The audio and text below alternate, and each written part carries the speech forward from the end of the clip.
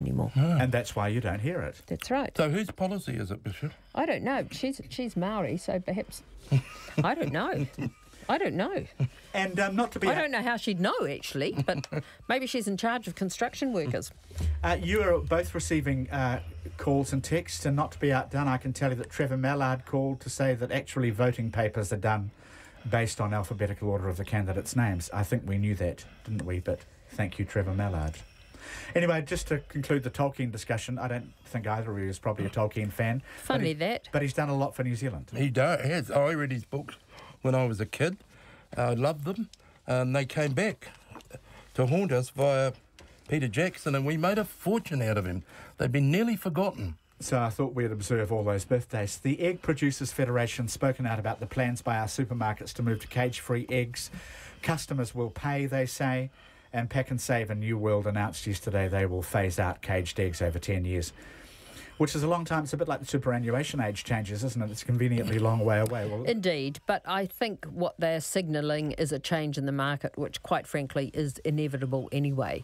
So I think by the time... buying the ordinary ones. Well, I think by the time they get there, by the end of 10 years... we will have a different pattern of consumer behaviour. The Egg Producers Federation is saying at the moment customers prefer eggs from caged chickens. Do you really care? How do you like your eggs? I don't buy them, I have to admit, but we get free-range eggs, which I imagine are more expensive. But if people who want eggs in bulk cheaply, you can usually get them in dairies. You see them stacked at the entrance. Yeah, I think there are people for whom a dozen eggs at $5 rather than $8 will be important, especially if they've got a big family and they're eating a lot of eggs. I buy the free-range eggs. In fact, I buy them privately, usually when I can, but it's because of the quality. You do get, a better, in my view, a better egg with a brighter yellow, and I'm assuming that free-range eggs does not include turmeric going into the feed. May the best men and women win tomorrow night. Where will you both be? What will you both be doing on election night? We'll be together. Together again. Yet again. I think it's now started in 99, didn't it, Michelle? Might have been 2002. I can't remember. Well, it's but definitely it's a long 2002. time ago. It's a long, long time. Yeah. And look, we both look just the same. Yeah. Yeah, it's eerie. Uncanny. So you're both together on the box tomorrow night, and then what will you be doing?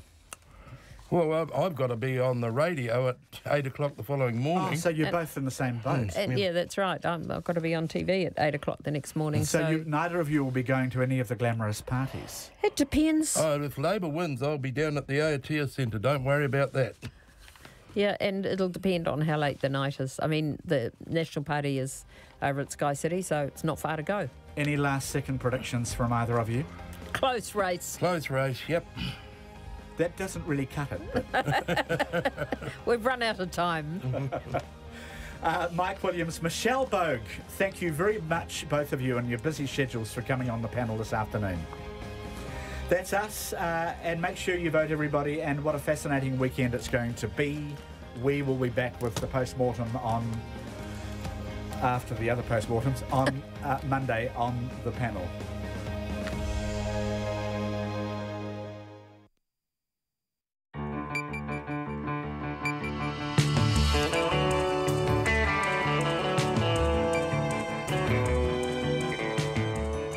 Kia ora everyone, I'm Rowan Quinn in for John Campbell. Welcome to Checkpoint here on RNZ National. Tonight we're wrapping up the final day of the election campaign. The party leaders arrive in Auckland ahead of the big day tomorrow.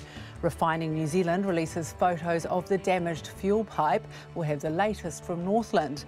International teachers warn others to think twice before moving to New Zealand despite Auckland's teacher shortage. And one of the 10 winners of a $30 million Lotto prize joins me in the studio to tell me how the all-female Syndicate plans to spend that prize money. Plus the latest from Mexico as the death toll mounts from the 7.1 magnitude quake.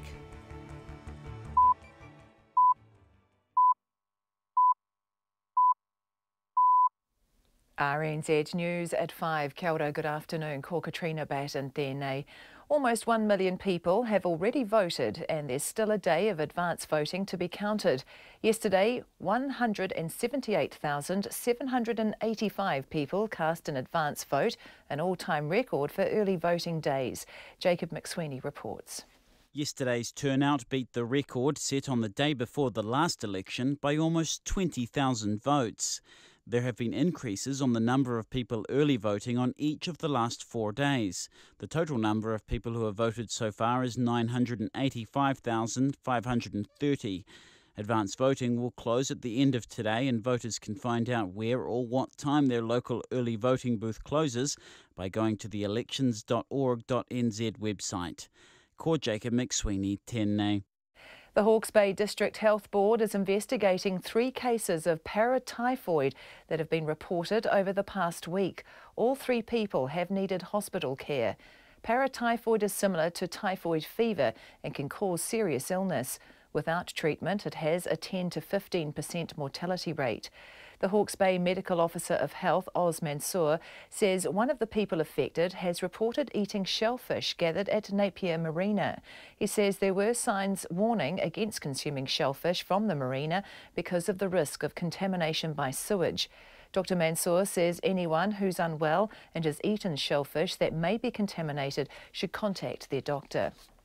In New York, the North Korean foreign minister has suggested his country may respond to recent insults to leader Kim Jong-un by testing a hydrogen bomb in the Pacific Ocean. In his speech earlier this week at the UN General Assembly, Mr Trump said that if the United States was forced to defend itself, it would totally destroy North Korea. Kim Jong-un has responded by describing Mr Trump as mentally deranged. And the North Korean Foreign Minister Ri Yong-ho says a hydrogen bomb test in the Pacific Ocean could be another response. The ABC's Rachel Mealy has more.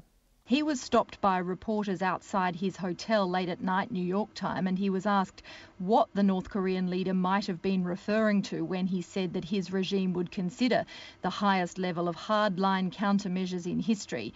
And Mr. Ri said to the reporters, "I don't know what measures will be taken, but in my view, I think an H-bomb test might be carried out in the Pacific." So that's obviously led this discussion down a new path today.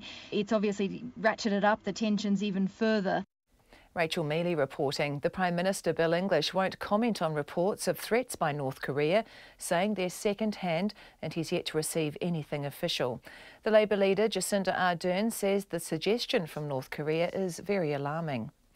The Auckland Council is putting safety measures in place as it prepares for a jet fuel-laden ship to arrive in the port from Whangarei tomorrow evening. The tanker's load from Marsden Point refinery will help ease the jet fuel shortage caused by the rupture of the pipeline to Auckland. It'll offload 1.5 million litres of jet fuel and 5.5 million litres of diesel at Wynyard Wharf. An Auckland Council spokesperson, Dean Kimpton, says people working and living in the area have been notified. And he says the public needs to be aware of an increase in road tanker movements at the waterfront, particularly at Beaumont Street. As people visit that area, we just want them to be aware that, like with any industrial or construction-related activity, they need to be eyes wide open and just be aware of their surroundings. There'll be staff there to obviously help and monitor. Dean Kimpton says the council is working with traffic management to minimise any risks to public safety. Rescuers have been moving over rubble with shovels and picks in a torturous search for survivors 2 days after Mexico's deadliest earthquake in a generation. But signs of exhaustion are creeping in following Wednesday's 7.1 magnitude quake that killed at least 282 people. Mexico's Navy apologised for communicating incorrect information in a story that captivated the nation of a fictitious schoolgirl supposedly trapped under a collapsed school in Mexico City. Officials also sought to quash rumours that the military would be bulldozing raised buildings deemed unlikely to harbour survivors. Some 52 buildings collapsed in the capital alone, with more in the surrounding states. Mexico City's Mayor, Miguel Angel Mancera, says 50 people were missing. First responders and volunteers have saved 60 survivors from central Mexico City to poor neighbourhoods far to the south. It's 5 past 5. In sport, first five Beauden Barrett has been rushed back into the All Blacks for next week's test against Argentina. The All Blacks fly out for Buenos Aires tonight, with Barrett replacing Lima Sopoaga. Sopoaga was expected to start in the test, but is now staying home to await the birth of his first child. Barrett was one of the 6 players initially left out of the squad to play the Pumas, but was expected to rejoin the side in South Africa for their final rugby championship match the following week. Melbourne are promising not to blow a prime opportunity to win another National Rugby League title. The Storm have proven the team to beat all year and are favourites to win the NRL crown, having streaked away with the minor premiership during the regular season. But coach Craig Bellamy is adamant his side won't be getting ahead of itself when they play the Brisbane Broncos for a place in the grand final tonight. These guys have created a great opportunity for ourselves this year. Now it's time to take advantage of that opportunity, and without putting sort of any pressure on the group. You don't get these opportunities too often, so you want to be taking it. Craig Bellamy. After 15 years' involvement in America's Cup campaigns, Ian Stewart is to take up the role of High Performance Manager of Yachting New Zealand.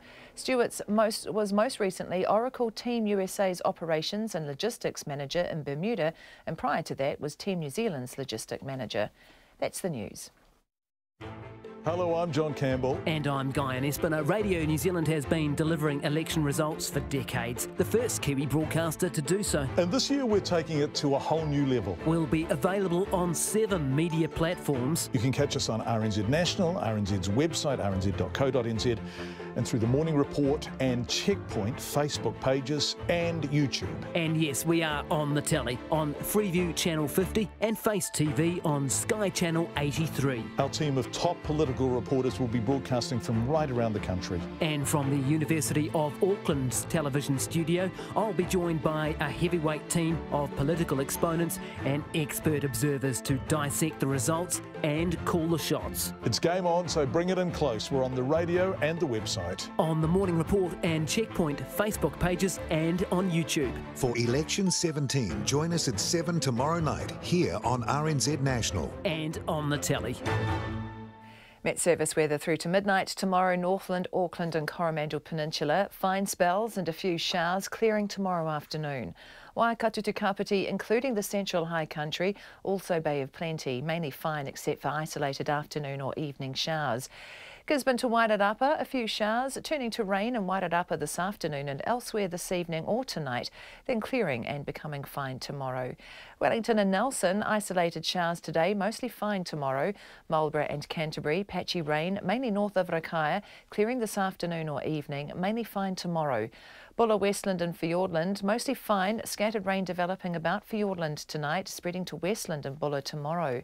Otago and Southland, mainly fine today, occasional rain tomorrow.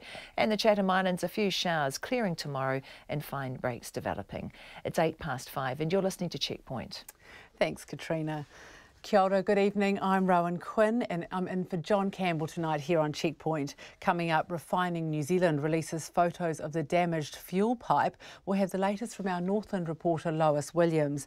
Plus, international teachers warn others to think twice about moving to New Zealand despite Auckland's teacher shortage. But we begin tonight at the end of the campaign trail. Both party leaders have arrived in Auckland ahead of tomorrow's election. In a moment, we'll hear from our Deputy Political Editor Chris Bramwell, who spent much of the campaign with Labour leader Jacinda Ardern. But first, let's go to political reporter Demelza Leslie via Skype. She spent much of the campaign with Bill English. Hi, Demelza, where are you? I'm actually on the viaduct right now. We've just rolled off the big blue bus, which has made its way through the North Island. So I'm standing here. Bill English has just gone into a pub behind me there.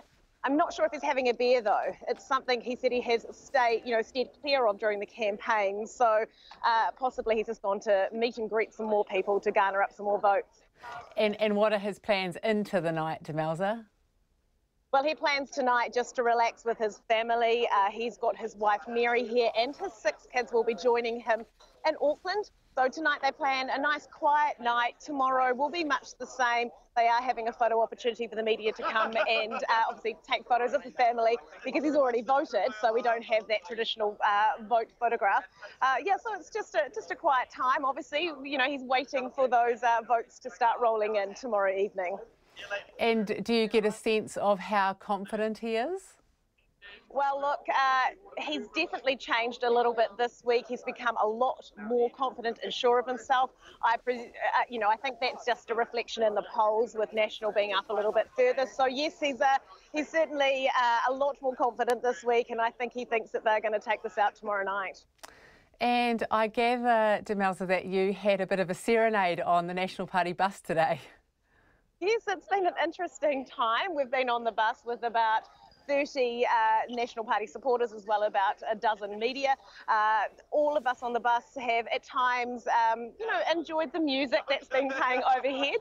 And at one stage we had the Deputy National Leader, Paula Bennett, jump up and start singing that she's a natural woman. So a bit of Carol King on the bus. So, hey, that's great entertainment. And to be honest, this bus is a traditional trip for National, and really, it's almost the stuff of legends.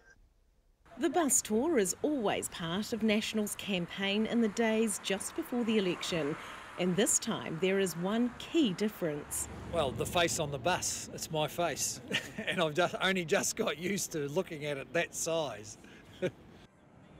The big blue bus left central Wellington just after 8 a.m. on Thursday morning, making stops at a cafe in the Lower Hutt suburb of Mangaraki and malls in both Johnsonville and Paraparaumu.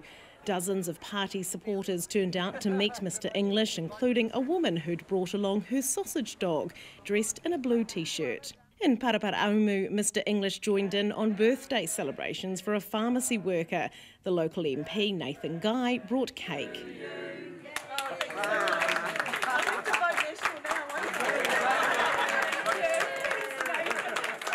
The former Prime Minister, Jim Bolger, also turned up with some words of advice on dealing with New Zealand First leader Winston Peters after the election. We've got to respect Winston's position.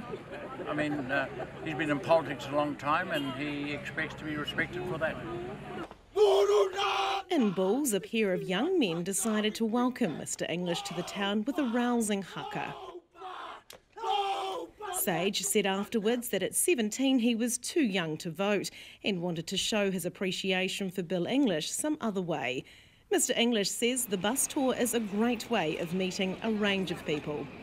Well, here I've been talking to people about the new subdivision, which indicates that there's quite a lot going on actually in Bulls, and it's close to a Hakia where we've had very significant investment and upgrading of the Defence Forces and the Air Force.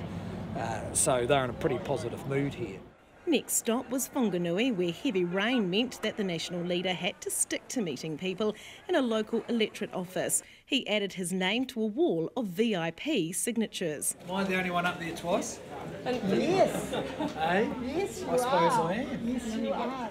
In the hours between stops, Mr English is up and down the aisle talking to the media and the young National volunteers on board with a random selection of music blaring in the background. There is no Bill mixtape. I'm sure my taste would be even less acceptable to the bus than what they're listening to. The bus makes it to Taupō, where everyone rests for the night. We were up bright and early this morning, back on the campaign bus, heading up to Auckland. Now, Mr English, last day of the campaign, how are you feeling? Oh, pretty positive. It's been great to be part of an energised campaign across the country, and particularly over the last few weeks as voters have got over the change in Labour leadership and focused on the real choices in New Zealand for New Zealand's direction. Then we feel we've picked up some momentum, but the only thing that actually counts is what happens on Saturday night. How important is this bus ride? Well, it's a great expression of the energy and organisation of our campaign and the focus, meeting as many people as possible. Every voter has a last chance to persuade them. Got a big team here who've been on and off this bus over the last month around the country, but voters have been very engaged. And so we get a great reception when we turn out, including from the undecided voters who come up and ask us, one or two questions. They know what they want to know about. They go away and make up their mind, and it's been great to experience that kind of nitty-gritty democracy. How hard has this campaign been for you? Long days, haven't they? Well, they have been, but it's all about your motivation, isn't it? Anything's difficult if you didn't want to do it. Well, I've really enjoyed this campaign.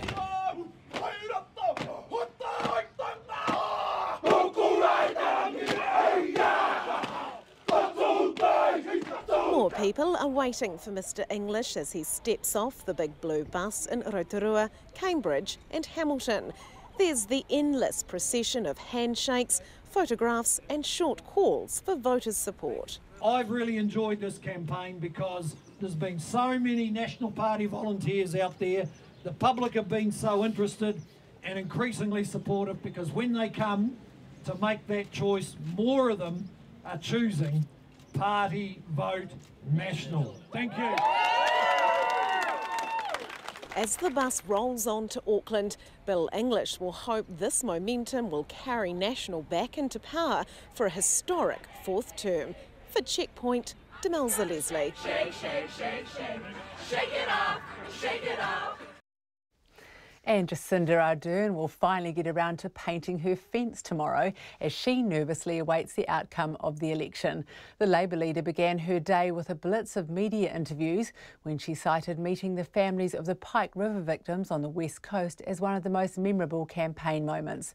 Her partner, Clark Gayford, joked that if he becomes the First Lady man, he's aiming to emulate former US First Lady Michelle Obama, but would probably be more like Prince Philip. Our deputy political editor Chris Bramwell's been covering Labour's campaign, and she filed this report on the final days. Susan, my name is Jacinda Ardern. I'm the leader of the New Zealand Labour Party. How are you? Great, great. Susan, I'm just doing the ring around to remind people of polling day in just a couple of days. Jacinda Ardern is hitting the phones at Labour Party HQ in Wellington as the election campaign draws to a close. Just 7 weeks ago, Labour was on track for another loss as it languished in the early to mid-20s in the political polls. But with the election of Ms Ardern as leader, the party's fortunes changed overnight, and tomorrow's result is now too close to call. Ms Ardern says it's been an exceptional campaign. One that will go down in history for many, many reasons. I'm really proud of the positive campaign that we've run, but really there is a sense of urgency now. My message to New Zealanders would be that we cannot wait another 3 years for the change we need to deliver better housing, better healthcare and cleaner rivers. The National Party has pulled out all the stops in the past month to try to counter Jacinda Ardern's sweeping popularity. It's created attack ads that contain misinformation, and its leader and finance minister have stood by a widely debunked claim about Labour's fiscal plan. Jacinda Ardern says National's negative campaign has been frustrating. The only place for blame to go is on the party that has spun the lie, and it has been National who have claimed we're doing something that we absolutely are not. Labour will not increase income taxes. In fact, we've got something that represents the complete opposite for 70% of families, and that's a family package that makes them better off. The final days of Labour's campaign involved a whistle-stop day of flying to Christchurch, Wellington and Auckland, which included the obligatory university campus rally. Jacinda Ardern has visited almost every campus in the country, trying to encourage young people to get out and vote. Yeah, my sense of urgency really is for that generation as well. We're making decisions that aren't just about the next 3 years, they're about the next 10. Sadly for Ms Ardern, the final day of her campaign includes attending her grandmother's funeral in Te Aroha. But before and after that, there's no rest. She's done more walkabouts, business visits and even spent some time at a mushroom growing and packing plant.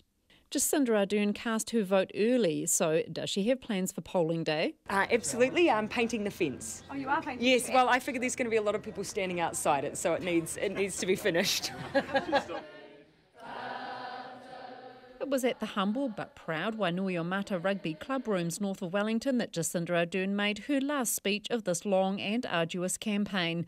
People were standing on chairs trying to get a glimpse of Ms Ardern as she made her way through the crowd, fathers holding their children aloft and teenagers frantically recording on their phones.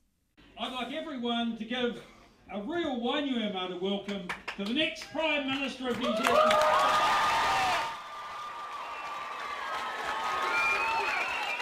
Local MP Trevor Mallard introduced his leader to the rapturous crowd. She told the packed room that a Labour government will not rest until it's turned around all of the problems in housing, health and education. And she urged every person in the room to vote and encourage everyone they knew to do the same. Get your family to vote, get your friends to vote, because on Saturday the 23rd of September we will make history. Let's do this!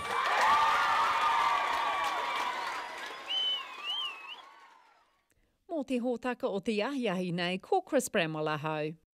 And our Deputy Political Editor Chris Bramwell joins us now via Skype from the Point Chevalier Bowling Club, where Jacinda Ardern is expected to turn up in the next hour. Hi Chris, what's happening there tonight? Hi Rowan, the local Point Chev school is having a dinner here tonight. You can probably see behind me loads of children, maybe even hear them. So they're really excited about Jacinda Ardern turning up for their annual dinner. She's spent most of the day doing mall walkabouts. Early this morning she visited a business, and then as you heard then in my package, she actually went driving down to Te Aroha this morning to attend her grandmother's funeral. So the last few days have been tinged with some sadness for her, as she was very close to her grandmother, but then she had to come back up here and hit the campaign trail for the last hours really, as polling day nears. Yeah, she's really been soldiering on after that sort of sad part to the day. How's she seemed after that?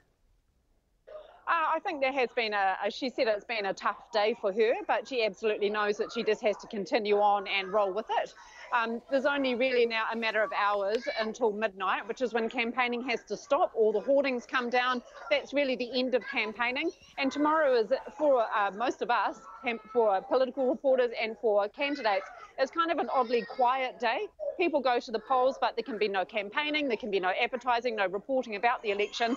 So it's very quiet until 7 p.m. when the polls close.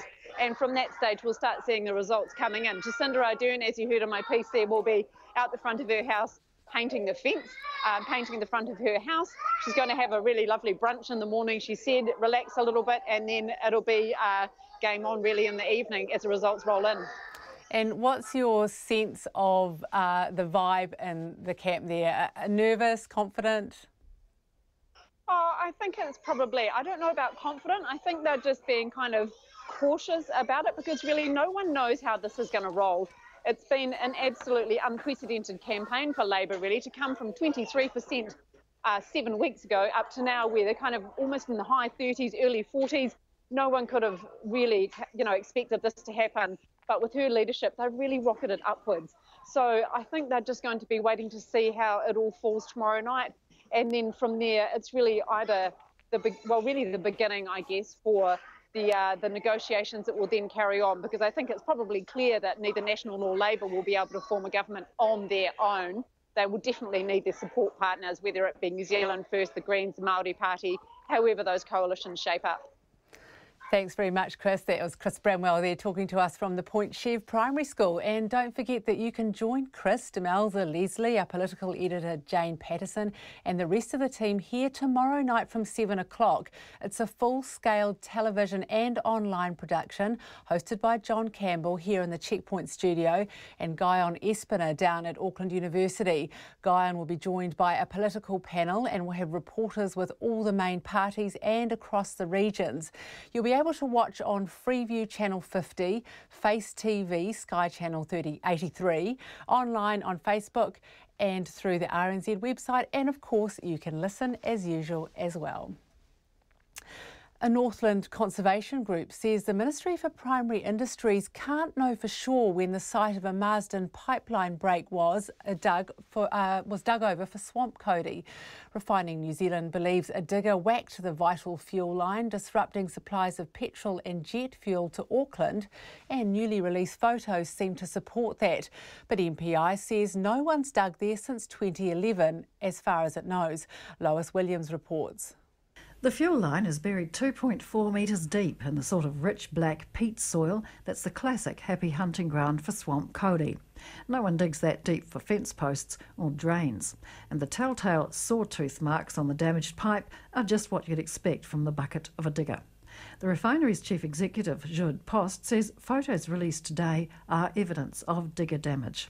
It tells a very simple story of a digger bucket with its teeth scraping over the pipe multiple times, and you cannot help but draw the conclusion that for a while the person using that digger thought that he was sort of putting something out of the swamp. The refinery says the damage must have happened since 2014, when it last checked the entire inside of the pipe and found it intact. The problem is MPI has no record of anyone digging there since 2011. Here's its statement. MPI files show milling statements were issued for kauri recovered from the property. These statements show the kauri was removed before March 2011 and came from a site many hundreds of metres and a number of paddocks away from the pipeline. There are no records of more recent extractions. Yet a local farmer and a neighbour who overlooks the site are adamant that big trees were extracted from the property just 2 to 3 years ago. And another source close to the site says a digger was seen in the paddock as recently as 3 months back. So how could someone be digging for swamp kauri in Northland and the ministry not know? The Northland Environmental Protection Society says it happens all the time. Its president, Fiona Farrell, says that's one reason the society has challenged the swamp kauri regulator, MPI, in court. It's what we've been bringing up to MPI for a decade. There's only 2 staff members in Northland to monitor all of the digging up here. It's a huge task to put on them, and it's simply not possible. Swamp kauri diggers are supposed to tell the ministry when they're planning to excavate, so MPI can inspect the site before and after the dig. And if the kauri is to be milled, they also have to provide milling statements linking the logs to the site they came from. But Mrs Farrell says there are ways around that too. She says logs can be dug from one site and moved to another that's already been inspected. And that could have happened, she says, at the pipeline property. So if they had dug there and then sold the logs or moved them to another site, MPI cannot comply with the Act. It can't say precisely where the logs came from. RNZ has tried to contact the owner of the land on which the pipeline was damaged. He's not answering the phone. But the Northland Regional Council will be speaking to him as it launches its investigation into who's to blame. Leaving aside the question of potential clawbacks from the refinery's insurers, the council's regulatory manager, Colin Dowell, says the culprit, whoever that might be, could be heavily fined for breaching the RMA. So the potential penalties under the Act for individual committing an offence or breach of the Act can be up to $300,000 fine, and if it was a company involved, then up to $600,000. Colin Dowell says it's very fortunate the jet fuel spill was quickly contained and it hasn't caused any significant pollution. In Whangarei for Checkpoint, Lois Williams. And we asked MPI if it had any record of site inspections at the pipeline property and for a response to Fiona Farrell's comments. It did not address these questions directly, but restated the rules around swamp kauri extraction. It says it inspects notified extraction sites as regularly as possible. MPI says the swamp kauri industry has strongly supported the public expectation of more transparency, and it actively encourages the industry to report suspect activity to uphold their reputation as credible operators. The winners of a $30 million Lotto prize plan to celebrate properly by holidaying together next year on the anniversary of the draw. The 10 winning women have contributed $2 each to the syndicate for the past 5 years. The formal dental colleagues all travelled to Auckland yesterday to claim $3 million each in prize money. One of the winners, Tina, joined me in the studio earlier this afternoon to talk about the win and how it might change their lives. We all managed to get to Auckland. There was it was a bit touch and go with the flights and so on, and we all got together. It wouldn't have happened if one person was missing. It wouldn't have happened. We had to be together to pick up the prize. And what happens when you turn up to Lotto with your winning ticket? What happens next? It is amazing. They celebrated us in the best fashion. It was an absolute treat to go and claim the ticket and celebrate together at their office. And so what do the celebrations involve? Oh, you go into this beautiful room, and it had 30 million in beautiful gold balloons and decorations, gold bars, a little bit of bubbly chocolates, you know, the luxury items. And so you guys all live around in different parts of the country now. Mm-hmm. What was it like when you all saw each other? Oh, look, there was much hugging, few tears, and just, delight at getting together for this occasion. How long have you had the syndicate? We're trying to work that out about 5 years, I think. We started it just, let's do a Lotto syndicate. And there were 10 people, which was, I thought, a perfect amount. And so I administered it, Queen Bee.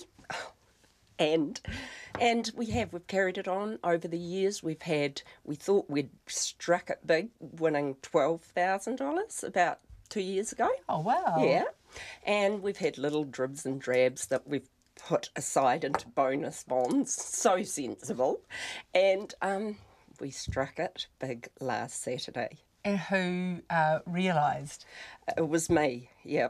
I was looking at Facebook and there was a thread up saying that the ticket had gone to Taupo and the key was that it had been sold at the dairy down the road from me. And I thought, might be a good idea to check my ticket.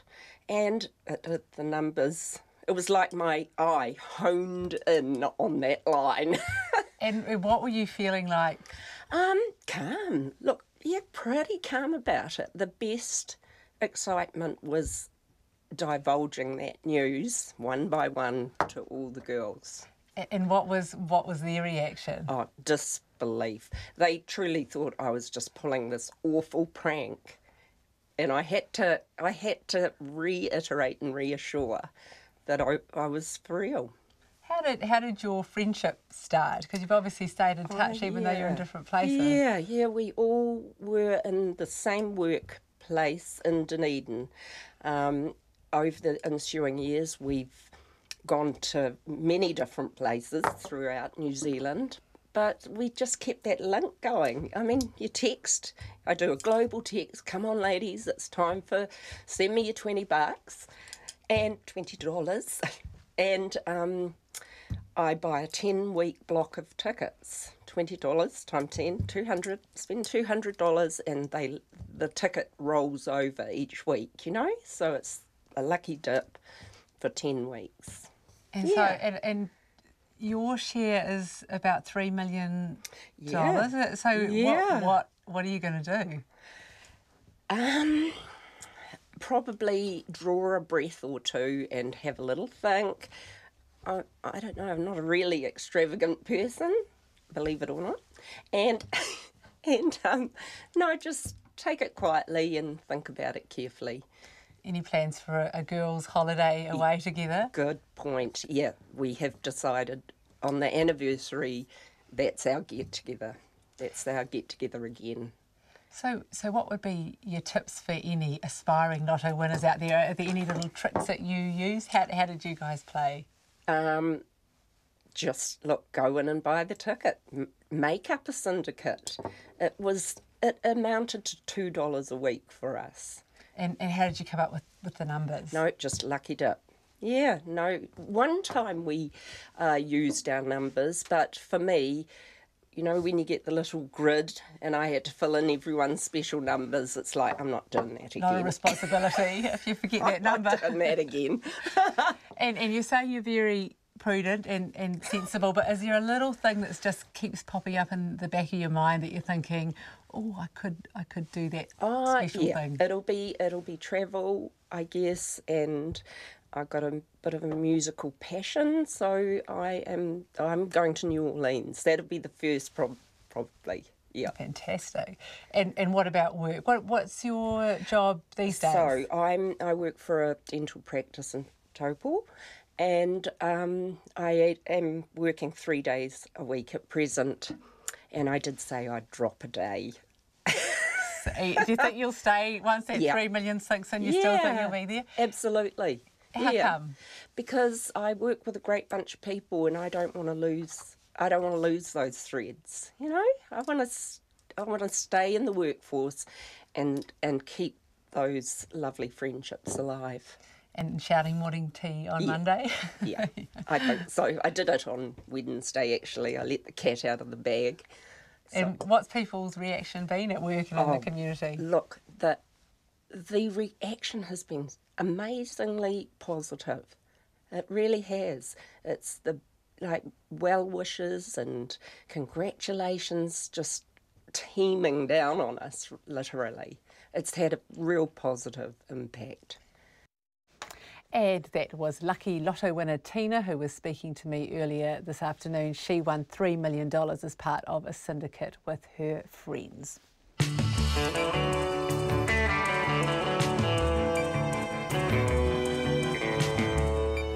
Coming up here on Checkpoint, international teachers warn others to think twice about moving to New Zealand despite Auckland's teacher shortage. And authorities in Mexico City say no children survived after their school collapsed this week in a powerful earthquake. And we would love your feedback. You can text us on 2101. You can tweet us at Checkpoint RNZ, Facebook us, Checkpoint with John Campbell, or email checkpoint@radionz.co.nz.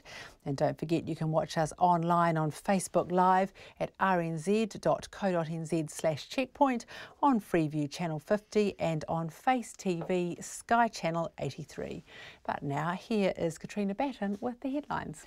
Nearly 1 million people have already cast a vote in this year's election, even before today's advance votes have been counted. Yesterday, nearly 180,000 people voted, an all-time record for early voting in a single day. 3 people affected with paratyphoid in Hawke's Bay have needed hospital care in the past week.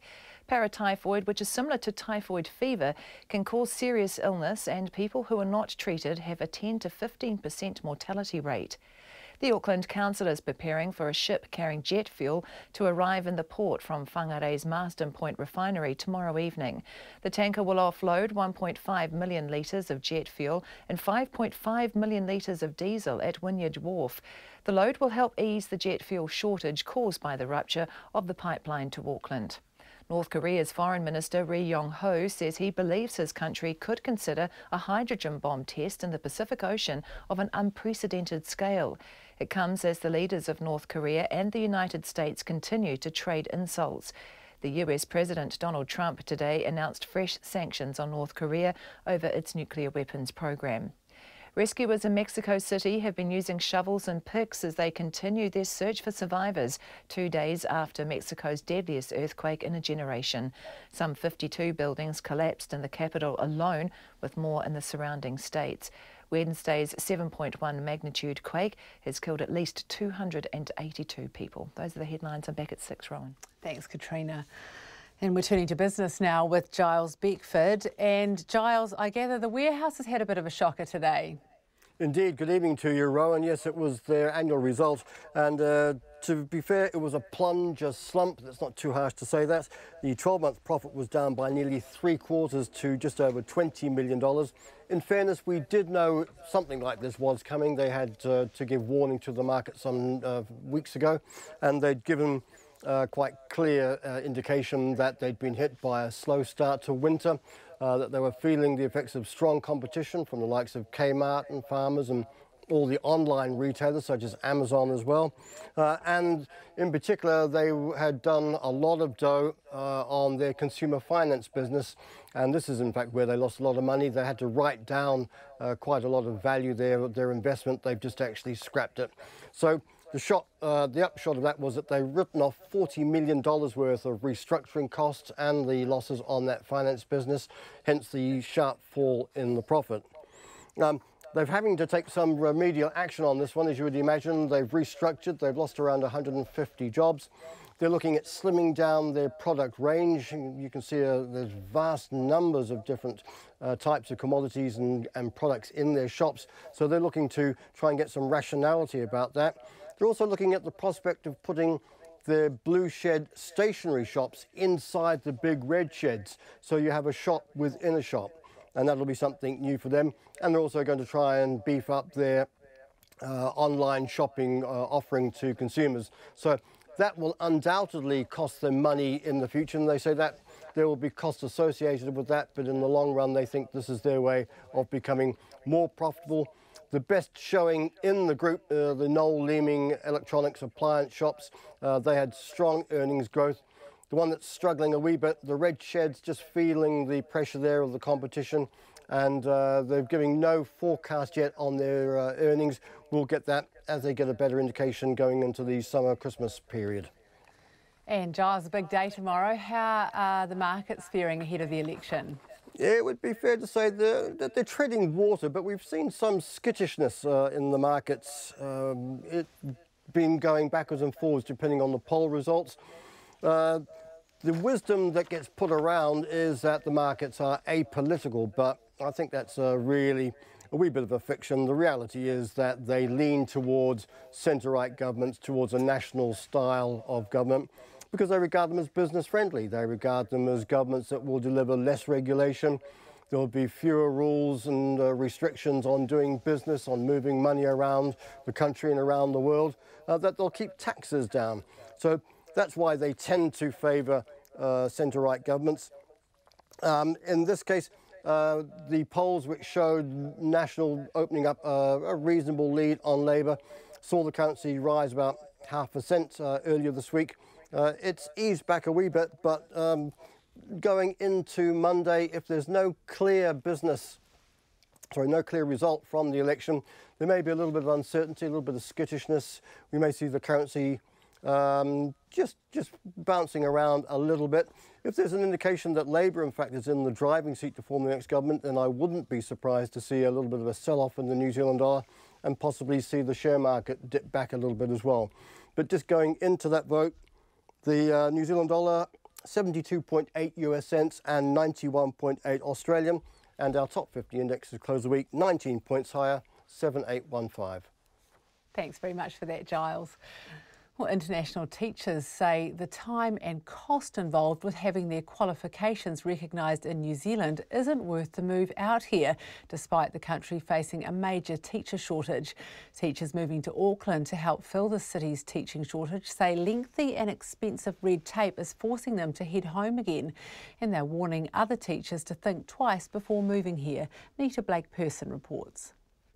British teacher Andrew Yelleross has been teaching for the past 9 years and came to New Zealand at the start of this year in search of a place to settle down and raise a family. But he says the process of becoming a registered teacher here is, quote, beyond a joke. He arrived on a tourist visa, fell in love with the country and started the process of getting his teaching papers. But the process took several months and it cost hundreds of dollars to have his qualifications and teaching experience verified. Someone could, at some point, just decide, OK, if they go to this university, it's equivalent to this degree. Why can't there just be a sort of reference guide for that? Why does it have to take 2 to 3 months for that process to happen? What are they doing? With the help of a recruiter, he eventually got a job at an Auckland intermediate school. But he then discovered he was going to be paid just $32,000 a year, an untrained and unqualified salary rate, and it could take up to a year to get a full teacher's rate. I'm already broke or, in debt and struggling, and then that was just the straw that broke the camel's back. Just the kind of principle that, I've got 2 people reliant on this money. I should be definitely being paid more than that. Everyone would agree with that. I'm entitled to more, but in the meantime, you've got to have less. Sorry, that's just the way it is.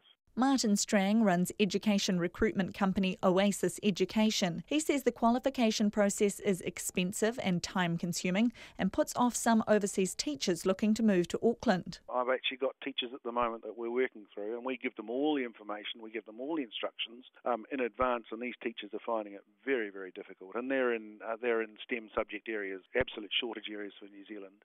Even with us walking them through the various procedures, it's been well over 6 months. And NZEI President Linda Stewart says while international teaching qualifications do need to be verified, it should be easier. We need to look at what the processes really are, and is it that we've got too many people taking too long around verifying information, and I suspect that that's what's happening. The Ministry of Education says it accepts the process for overseas teachers wanting to live and work in New Zealand has caused frustration for some teachers in schools and needs improving. In a statement, Ministry of Education Deputy Secretary Alan McGregor-Reid says the ministry has been working with Immigration New Zealand and education agencies to cut the time and costs. Earlier this year, the Education Minister Nikki Kaye said Auckland was about 300 teachers short and boosted a teacher supply fund to nearly $20 million over 2 years. Of that money, $2 million would go on relocation payments for about 200 teachers.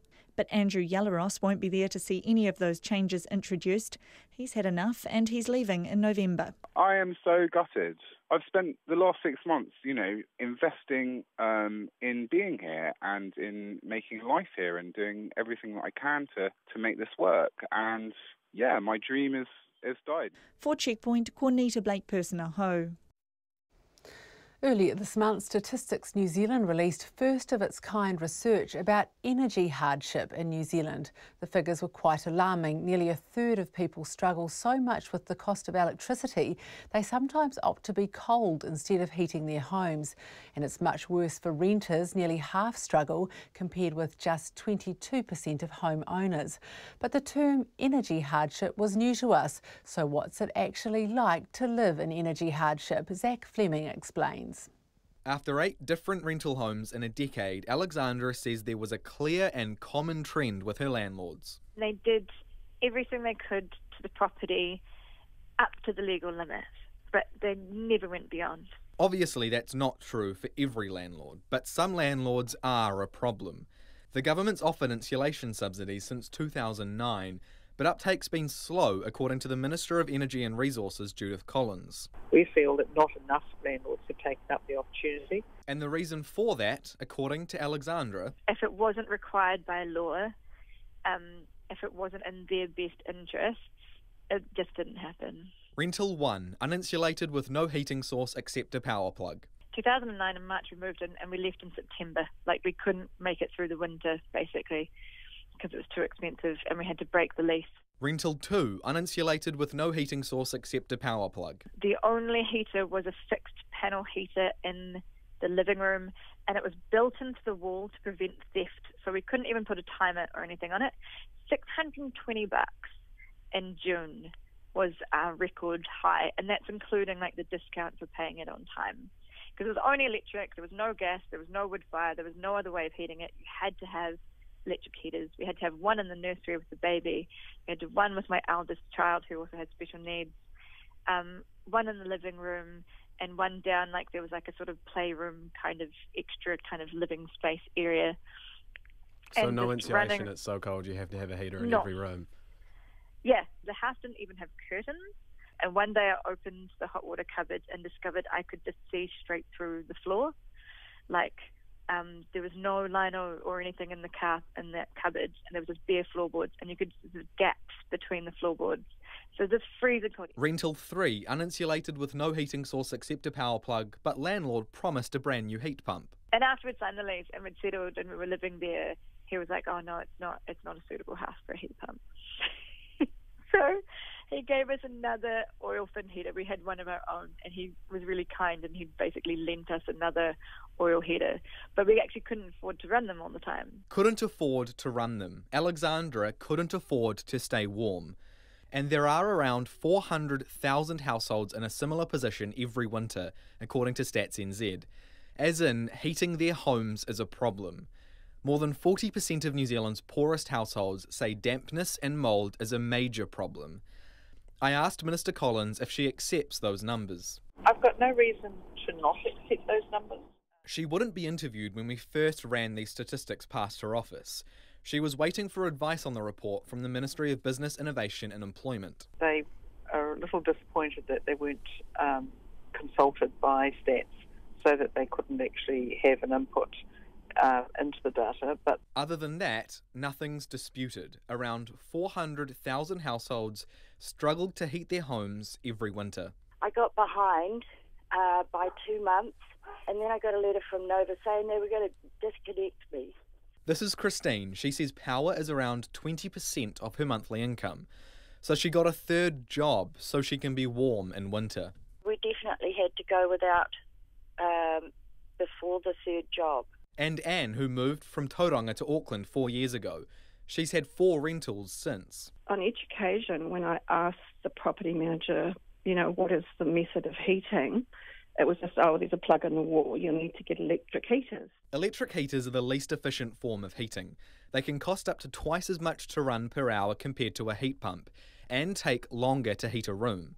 We've got power bills of up close to $700 a month, and it's just absolutely shocking to try and deal with that. There's lots of other things that you have to compromise.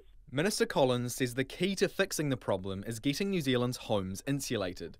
To date, more than 300,000 homes have been through the warm-up subsidy program, and it's been extended to people on low incomes or landlords with tenants on low incomes. Then, from July the 1st, 2019, ceiling and underfloor insulation will be compulsory in all rental homes, with an asterisk, where reasonably practicable to install. But how will that be enforced? Well, we're not going to have police doing that, so pretty much everyone living in one of those houses is perfectly able to report the situation to MB. I actually think any landlord who doesn't take those steps is very foolish, because they're going to end up on the receiving end of MB, and actually that's not a pleasant situation to be in. That's 2 more winters away though, and people are doing it tough now. Some landlords, and I won't generalise, some of them literally just don't care. It's, I've got a young lady with a little kid, he's about 2, who lives just across the road from me, and she's got a landlord who doesn't live in New Zealand and who is managed by a property manager. Her place is damp. There's black mould on the walls, and when she asked the property manager here, they just said, oh, no, the landlord doesn't want to fix it, doesn't want to spend any money. So, and she's stuck in there. She's a single mum with a little kid. I don't think she earns a lot of money, and where does she go? So she lives in this because the landlords don't care. Property manager doesn't care. It's just awful. Stats NZ says it will repeat the energy hardship study every 3 years to track whether things are improving. For Checkpoint, Zach Fleming. In Mexico City, authorities say no children survived after they were trapped when their school collapsed in this week's powerful earthquake. The country's hopes had been pinned on the fate of a schoolgirl who was believed to have been in the rubble, but now officials say she never actually existed. The death toll from the quake has now climbed to more than 270. The ABC's Sean Rubenstein Dunlop reports. In Mexico City, it's raining and rescuers are picking through rubble with their bare hands, chisels, hammers and handsaws as quietly as possible so they can hear the voices or movements of anyone trapped underneath. At the Enrique Rebsamen school, rescuers told reporters they were trying to reach one girl. The girl told us her name is Frida, and apart from just her, she told us there were 2 other kids and that there were also other bodies. We don't know if the others are alive. We've just heard the sounds of 3 different children. So we know there are 3 people, as the camera shows us, but that's all we have. 19 children and 6 adults have died at the school, where the search for the girl known as Frida has transfixed the nation. But Mexico has been gripped by false hope. Assistant Navy Secretary Enrique Sarmiento has told reporters all the children still trapped in the rubble are dead. We want to point out that the version that came out with the name of a girl, we have no knowledge. We never had any knowledge of that version, and we do not believe, we are sure it was not real, because of all the children, regrettably, some are deceased, others are at the hospital, and the rest are safe in their homes. Outside a collapsed office building in the upmarket Roma Norte district, another frantic search is becoming increasingly desperate. Patricia Fernandez is there hugging her weeping sister, whose 27-year-old son was in the building when the quake struck. She says they haven't heard from him since. The last thing they told us yesterday afternoon was that he was alive. In fact, he appeared on the list as alive, together with another 14 people, but they only removed 3 people. They haven't said anything else. They don't inform us of anything. Mexico's president, Enrique Peña Nieto, is keeping the city's hopes alive. He says there could be survivors in the rubble of 10 of the 38 fallen buildings. The rescue and support work in those collapsed buildings will continue. It won't be suspended. We'll maintain the rescue missions and look for those people who might still be alive under the rubble. Rescuers from around the world are flying into the quake zone. Australia's Foreign Minister Julie Bishop says she's also offered help to Mexico. They have teams from the United States and Israel and Japan who are experts in this field. I certainly offered Australia's technical support should they require it, and they were very grateful for it. But at this stage they have sufficient support from the US in particular, and also other countries who have specific expertise in this field. But while the spotlight has been on Mexico City, devastated areas outside the capital are receiving little support. That's Sean Rubenstein Dunlop reporting there. And we have some breaking news now. The Electoral Commission is advising potential voters that they still have time to enrol online after some Auckland polling booths ran out of enrolment forms today. A viewer contacted Checkpoint after seeing 3 people turned away from a Mount Albert booth because it had run out of forms. The Commission says people have until midnight tonight to enrol online, but says registrars are now on their way to restock polling booths that are still open. New Zealanders have embraced a project to have the correct pronunciation of Māori place names spoken on Google Maps. Say It Tika, a collaboration between Vodafone, Google and Te Taura Whiri o Te Reo Māori, is looking to correct the mispronunciation of Māori place names. Te Manu Kōrehi reporter John Boynton has more. Tauranga, Whangarei, Manurewa, Timaru, Tarandaki, Taupo. Kristen Tewal, the head of Vodafone's Say It Tika project, has heard many strange pronunciations of Māori names on Google Maps. The campaign, which was launched by Vodafone during Te Wiki o Te Reo Māori, is aimed at stopping that. An ad featuring Te Muera Morrison has 870,000 views and collected 13,000 Facebook shares. Ms Tewal says more than 54,000 New Zealanders have pinned cities, towns and street names across the country they would like to hear pronounced correctly on Google Maps. That's around 9,000 place names have been pinned. So what that tells us is that people are passionate and they've sort of been coming together in local communities to drop pins on the place names that are important to them to be updated. Ms Tewal says the data collected will be used by Te Taura Whiri Te Reo Māori to enhance pronunciations. She says the response to the project has been overwhelmingly positive. I think it just tells you that how passionate people are and how proud they are of Te Reo Māori, Ahurea Māori, and what that means to New Zealand, and to have that recognised in a global platform is very important to the people of Aotearoa.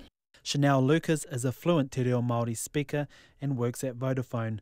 Miss Lucas was part of the campaign and says she grew up hearing a lot of mispronunciation of Māori names. I reside in West Auckland in an area where the streets are named after a lot of native trees, so the likes of Rimu, Rata, Niko. So of course we get the Rimu, Rata, Nikau. Ms Lucas says Te Reo Māori plays an important role engaging with overseas tourists. For them to be able to come here, sit in the car, go on a nice road trip during summer, and to hear the way that the names are supposed to be pronounced, I think, that would really resonate with them. You know, being able to take that home, say, here's a photo of us in Matauri Bay. Donna Kahaki is another staff member who has noticed poor pronunciation over the years. What are some of the worst pronounced place names that you hear? I hear Otahuhu, Menurewa. They're the two that I hear quite often. So it pays to be able to pronounce it properly. Ed Mecca says staff often confuse customers with incorrect pronunciation. There are a lot of customers who know where they live, right? They know the pronunciation, so when we say, oh, you're from this place, and you're like, no, that's not how you say it. The correctly pronounced place names are expected to be in place on mobile devices by the end of this year. Mo te hōtaka o te ahiahi nei, ko John Boynton aho. Well, chefs around the world covet the Michelin star. Some spend years striving to make the grade and achieve the accolade that means they are the best in the world. But one food maestro's made Michelin history by asking to be stripped of his. Sébastien Bras, who owns the renowned Le Souquet restaurant in the south of France, gained the maximum 3-star Michelin stamp of approval in 1999. But he says the pressure of maintaining the stars is just too much. From Paris, the BBC's Lucy Williamson has more. Michelin critics have described his cooking as magical.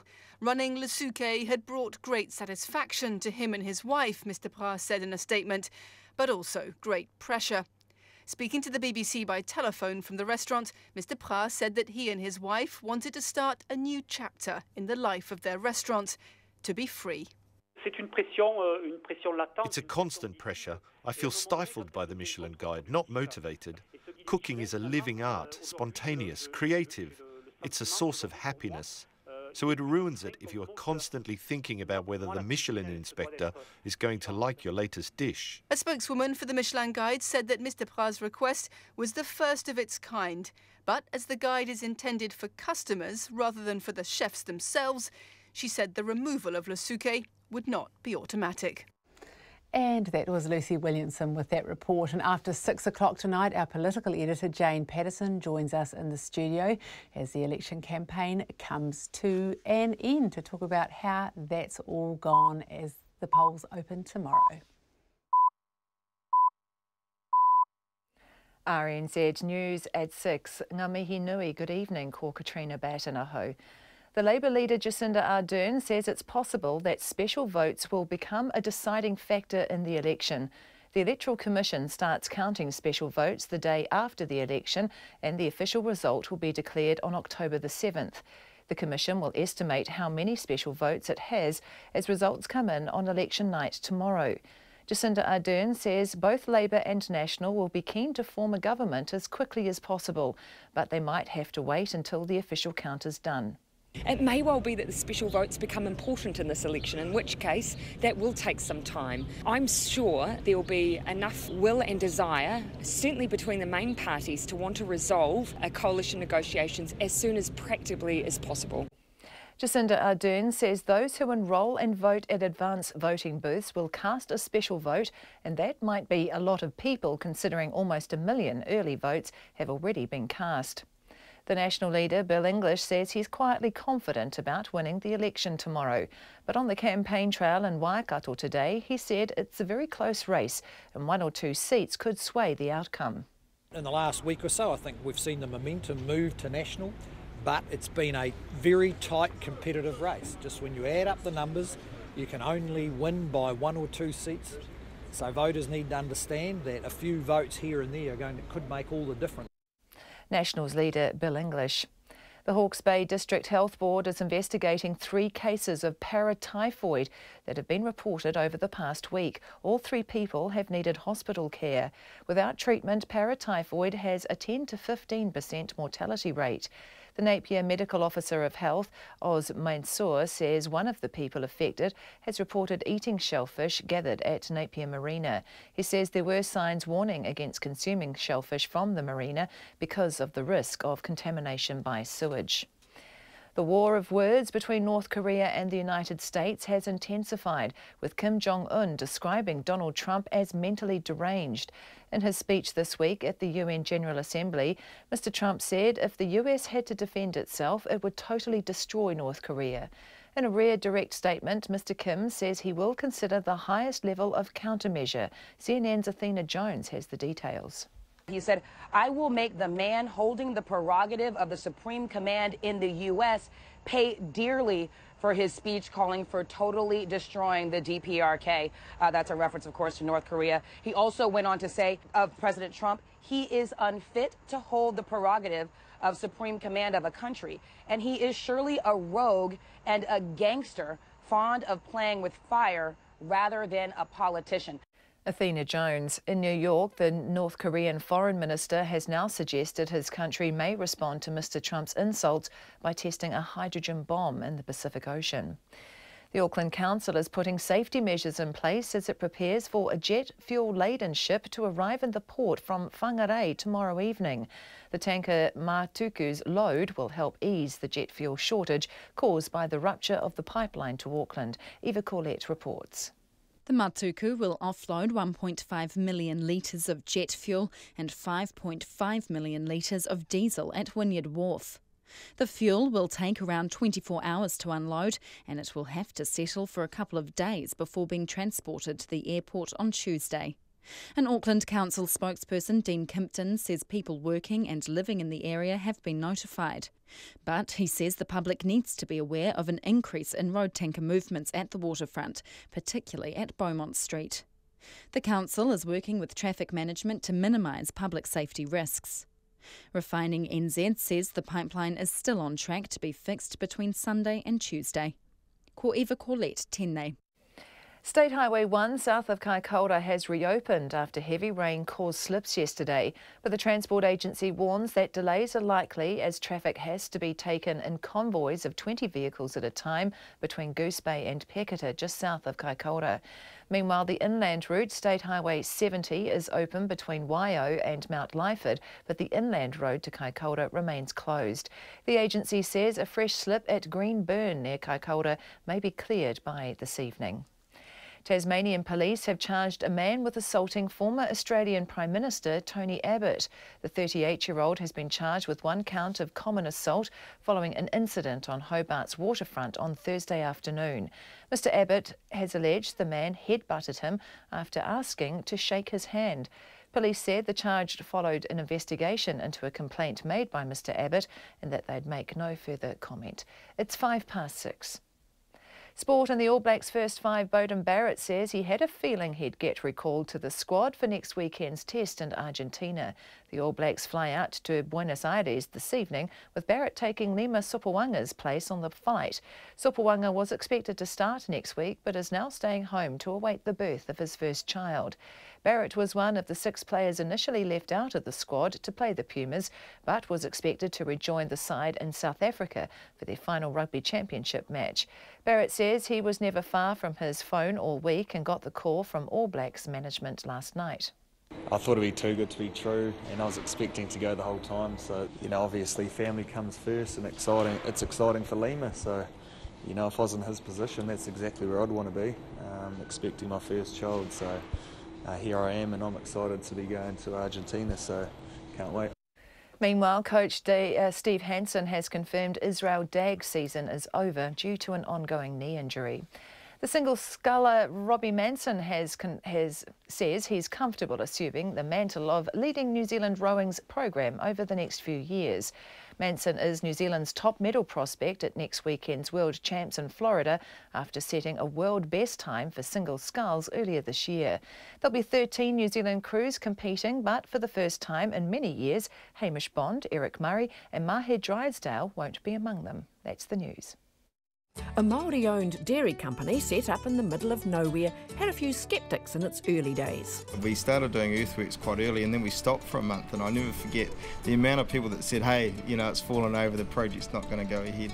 And look, to be honest, that really drove me, and all of us, Kingy and all of those involved.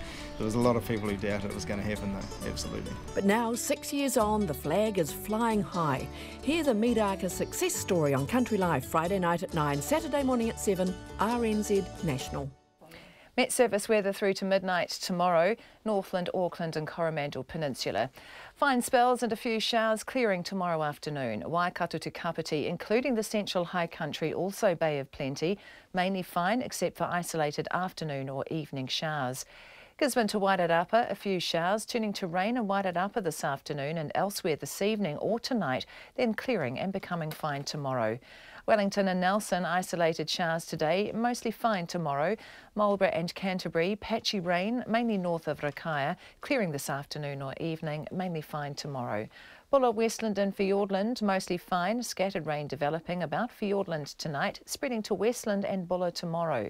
Otago and Southland, mainly fine today, occasional rain tomorrow, and the Chatham Islands, a few showers clearing tomorrow and fine breaks developing. It is exactly 6:08 and you're listening to Checkpoint. Thanks, Katrina. Well, one more sleep. Politicians have admired everything from babies and kittens to silver beet and mushrooms during what at times felt like an endless election campaign. Handshakes, selfies with voters, it can probably be counted in the thousands, and party leaders have been subjected to farmer protests, jibes about the minimum wage, the harsh spotlight of televised leaders' debates, and questions about everything from the economy to hair lice. But now, and the final night of the campaign is here, and to wrap it all up, here is our political editor, Jane Patterson. Hi there, Jane. Hi, Rowan. So we've had the last day for National and Labour. We've had a little look about what they've been up to today. You know, I guess that's going to be two nervous parties going into tonight. That's right, and there's always an effort to seem very calm and very confident at this stage. It is incredibly close. It's very, very close, and neither side is willing to call it at this stage. Bill English is on the National Party bus, which will be pulling into Auckland shortly, and they have been travelling up the country, dipping into little towns and cities, as you saw on Demels's piece. And Jacinda Ardern is still out today, of course, at her grandmother's funeral earlier, but now she is out campaigning and will be into the evening. Of course, everything stops at midnight tonight. They have to stop, they have to go home and relax, and it's a relatively quiet day tomorrow on election day until polls close at 7 and then it's all on. What about the minor parties? You know, it's been a real roller coaster ride in the polls for some of them. How do you think they are faring as we go into tomorrow? I think they'll be feeling a bit more comfortable than probably a couple of weeks ago, when really the contest between National and Labour pretty much sucked the oxygen from both New Zealand First and the Greens. And of course the Greens, wow, what a campaign for them. It was only late July when Metitia Tude got up at the annual conference and made that admission, and things really went downhill for her and the party from there, with a few bumps and peaks and troughs. James Shaw has really had to pull the campaign back together, and they lost two very senior staffers over that as well. So their core team has really been radically diminished, and he's had to do it pretty much on his own with the help of some of the media staff. New Zealand First, Winston Peters has been very focused on his Northland seat. He's spent a lot of the campaign up there in that very, very large electorate, trying to shore up that seat. But both of the vote for both of those parties has lifted a few points above that 5% threshold. So I think they'll be feeling a bit more comfortable, although we can't say for sure what's going to happen to either of those parties tomorrow night. And then, of course, we have ACT, United Future, and the Māori Party as well. Yeah, and those Māori seats, we've talked a lot tonight about the sort of general electorate, but some really interesting races coming up for some of those Māori seats. That's right, actually, they'll be some of the seats that I'll be watching carefully tomorrow night. And when we look at these seats in electorate races, there are some often very interesting local contests, like in Hutt South and Nelson, where there are big pushes against incumbents or looking, to flip from one party. But when we look at electorate seats, we really look at what is going to influence the whole makeup of Parliament. So, of course, the Māori Party as a potential ally of Labour or National, the number of seats that they end up with is going to be important. So, to Urura Flavel, I think he probably will hold on to Waiariki.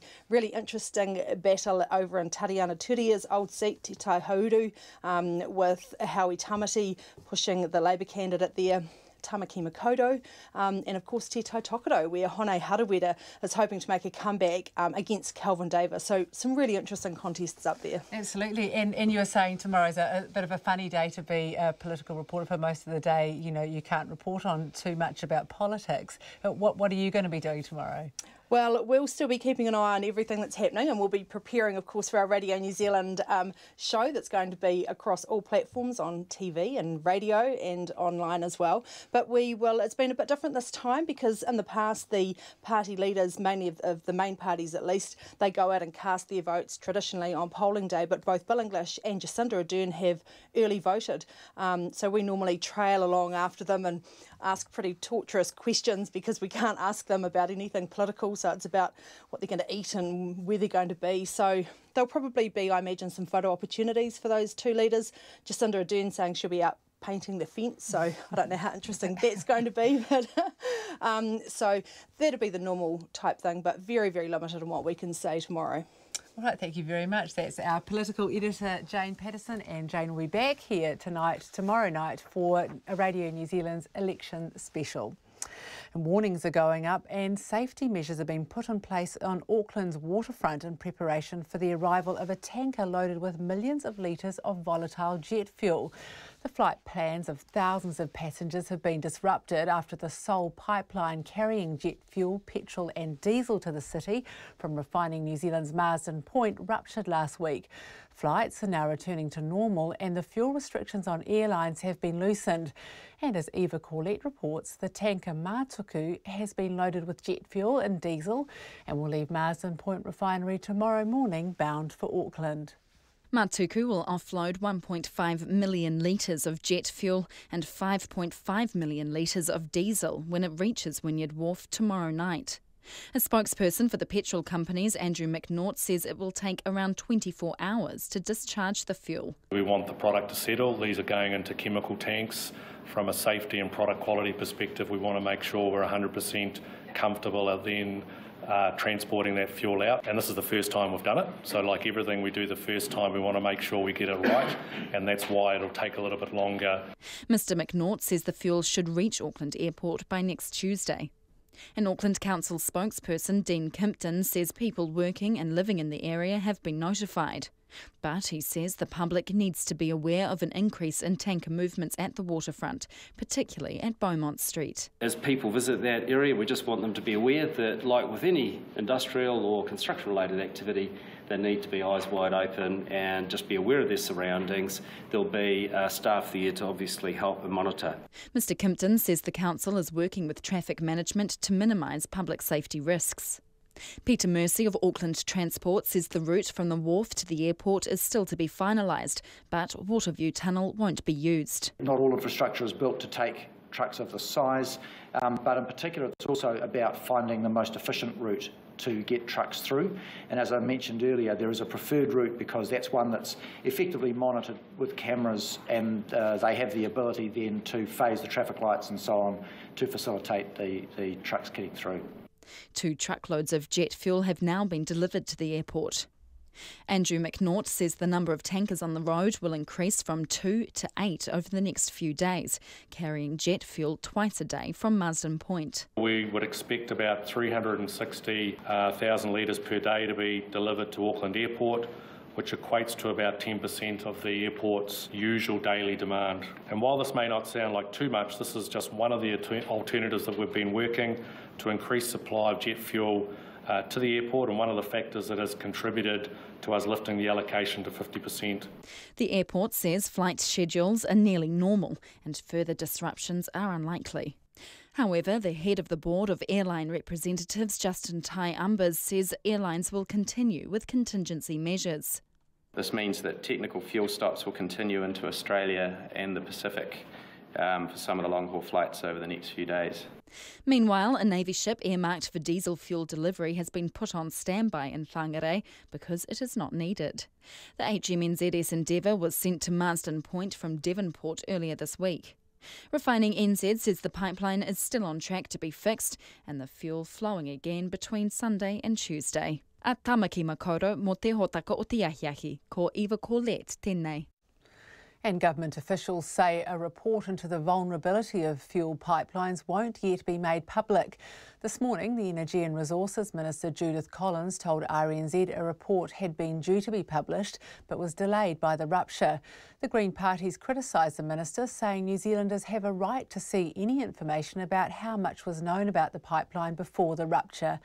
But the head of the Ministry of Business, Innovation and Employment, Carolyn Tremaine, says nobody's seen it yet and the report is only at its very early stages.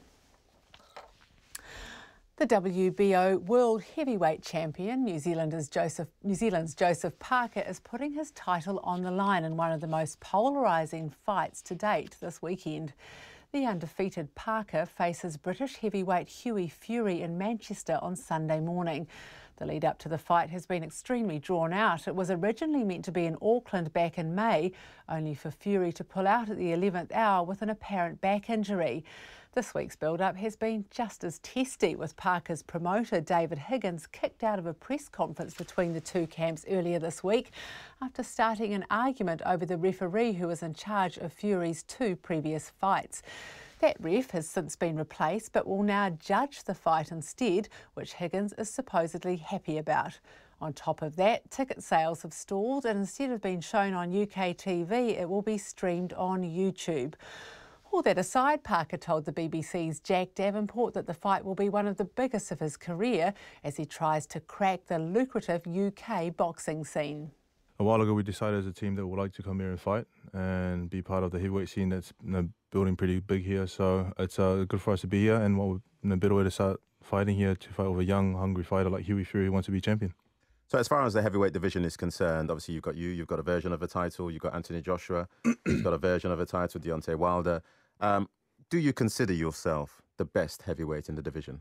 Yeah, I consider myself the best. I know that they are the Anthony Joshua and Wilder are the other champions, and I would love to fight them one day. But first you have to take care of business on Saturday with Hughie Fury. But I do consider myself the best. I believe I have the best team in the business, and we're going to make big things happen. Yeah, I mean, what do you think you need to do for people to recognize Knock people out. And that's what we're going to start doing. Including Anthony Joshua, including Deontay Wilder? I think, yeah, those guys will be a good fight in the future. For now, the full focus on knocking out Hughie Fury, and then hopefully we can sit down and discuss and move on with bigger and better fights. And going back to Fury, it's as simple as that, is it? Just knock him out? Oh, that's what we've been aiming to do. You know, we've trained hard, we've put in the work in Vegas. We're very happy with how camp went. I'm feeling strong, feeling sharp, feeling like punching with a lot of speed. So I feel a knockout coming. Just have to let it happen. It's been a bit of a colourful build-up with the Fury family. There was an issue about the referee. Things got quite spicy, really, in the build-up. What did you make of all that? It made it very interesting. I feel that my promoter wanted to prove a point, and he proved the point, and we got a neutral referee. You know, we should be boxing on an even playing field. No, we don't want. No, I want Hughie at his best. Hopefully, he wants to be at my best, so we can put on a great fight. And what about his cousin Tyson Fury? I was in Düsseldorf when he beat Vladimir Klitschko. It was quite awkward, really. Suggestion that Hughie can be quite awkward. He has a pretty decent amateur pedigree. Are you worried about the style that he might approach you with? No, we've practiced. We've come up with a game plan that we're happy with, and I believe whatever he brings, we can adjust and adapt in the fight. Just got to listen to my coach and what he says, trust in myself, trust my power and my chin, and go for the kill. Right. And a final one for you. You said your ultimate aim is to be the undisputed heavyweight champion of the world. Do you lie in bed at night thinking about when this will happen? How, are we talking about 18 months, 12 months, 24 months? I mean, what's the plan? The goal is to unify the belts. Like I said, it's a team decision, and I trust in my team to guide me to where I want to be in future. I'm giving myself 5 years to go hard in boxing. I'm going to retire. That's my plan. As the undisputed champion? Yes. And it's Joseph Parker talking to the BBC's Jack Davenport. Kim Jong-un has blasted Donald Trump as mentally deranged and vowed to make him pay dearly for threatening to destroy North Korea, hours after the US president ordered fresh sanctions on Pyongyang. The North Korean leader is also reportedly thinking about the possibility of conducting a hydrogen bomb test over the Pacific Ocean. North Korea's foreign minister, who will address the UN General Assembly this weekend, says if there is such a test, the order will come directly from the leader. The BBC's diplomatic correspondent James Landale reports on the ratcheting up of an already tense situation. In recent weeks, North Korea has simply ignored new sanctions imposed by the United Nations and pressed ahead with its nuclear and missile tests. So now the United States has responded by promising to increase its own restrictions. At a meeting in New York with the leaders of Japan and South Korea, Donald Trump said he had signed a new executive order extending US sanctions against companies and banks that finance and facilitate trade with North Korea. Today I'm announcing a new executive order. The US president said this would specifically target North Korea's textiles, information technology and manufacturing industries. Our new executive order will cut off sources of revenue that fund North Korea's efforts to develop the deadliest weapons known to humankind. What's unclear is what impact the sanctions would have on Chinese banks doing business with North Korea. But after weeks of pressure on China to do more, Mr. Trump said it was tremendous that China had told its banks to abide by existing UN sanctions and reduce their engagement with North Korea. And again, I want to just say and thank President Xi of China for the very bold move he made today. That was a somewhat unexpected move, and we appreciate it. On the floor of the United Nations, President Moon of South Korea told delegates that sanctions were needed to bring the North to the negotiating table. But he said that Seoul was not seeking North Korea's collapse and warned against accidental military clashes that could lead to war. 어떤 형태의 흡수 통일이나 We will not seek reunification by absorption or artificial means. If North Korea makes a decision, even now, to stand on the right side of history, we are ready to assist North Korea together with the international community. The question, of course, is whether any of these sanctions will change North Korea's behaviour. Earlier this week, Mr. Trump threatened to totally destroy North Korea if the US was forced to defend its allies. The country's foreign minister, Ri Hong-yo, dismissed the president's speech as the sound of a dog barking. And that's James Landale reporting from New York. A Christchurch cycleway is being described as a death trap after a cyclist was hit by a car and left badly injured. The cycleway, that was part of a $3.5 million redevelopment of St Asaph Street, has been open less than a year but has been plagued with problems. Conan Young reports. I'm standing on the cycleway that Chris Kitson uses every day to get to work. He was cycling along here at about 30k an hour, he says, and you can just see what happened there. What happened is a car turned right in front of him. He hit this car on the side, went flying over the bonnet and landed about 2 or 3 metres away from where he was hit, just on this footpath here. I lay there for quite a long time, and then I was quite woozy, and every time I tried to move, I couldn't, I was woozy, and that eye was looking like it was looking underwater, and couldn't see through that eye at all. And after a while, I sort of propped myself up a bit and propped myself against a fence that was there, and blood was going all over my jacket, and my knuckles were all raw, and everything hurt. Chris was whisked away to hospital, where the enormity of what had just happened to him finally hit home. I remember the sort of low sort of, oh, what happened to him? And I was on the stretcher and on my back, and I actually had a bit of a blub then, and just because it all hit me that here I was in hospital now, and my day's not going to turn out the way I thought. He spent the night in hospital after surgery was carried out on his thumb. They just were going to clean it up, the wound, because the flesh had split because the bone had gone so far back that it had torn the flesh. And they found bits of bone in there that they had to relocate. In your toe, how badly broken is that?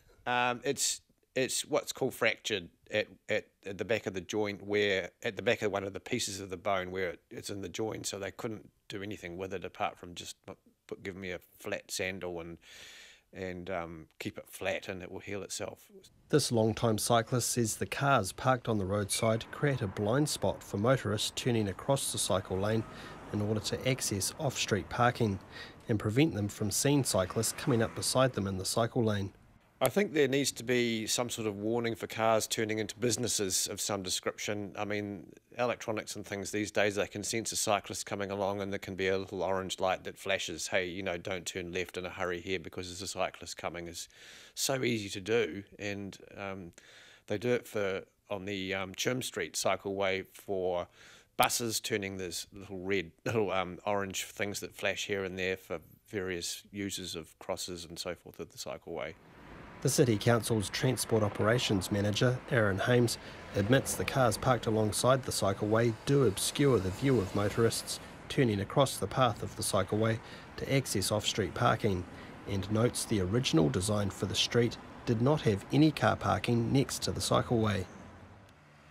But he insists visibility has been improved by the construction of road islands that prevent cars from parking too close to the entry points for car parks. If you're turning left to go into a vehicle entrance, that means your vehicle has to be more perpendicular to the cycle lane so that the driver gets a better view back down the cycle lane. If you didn't have those build-outs, you could sort of come in at a 45-degree angle, and then that driver's visibility wouldn't be as good. Made narrow and more pedestrian and cycle-friendly, the road was originally intended to be a 30km/h zone.